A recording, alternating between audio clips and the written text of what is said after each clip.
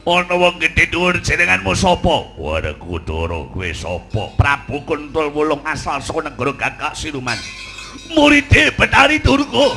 Dina saiki aku nampa dawuh saka Dewa supaya nyendal mayang kowe jalan kowe ora bisa basa lawan dewa. Manut rek sendal mayang waduh Kudara.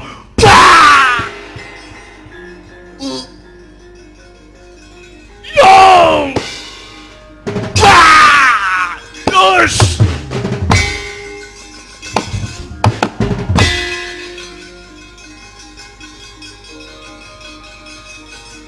Ayo! Setan alas ki bocah. Oh, ketandor aku. Wong kaya ngono.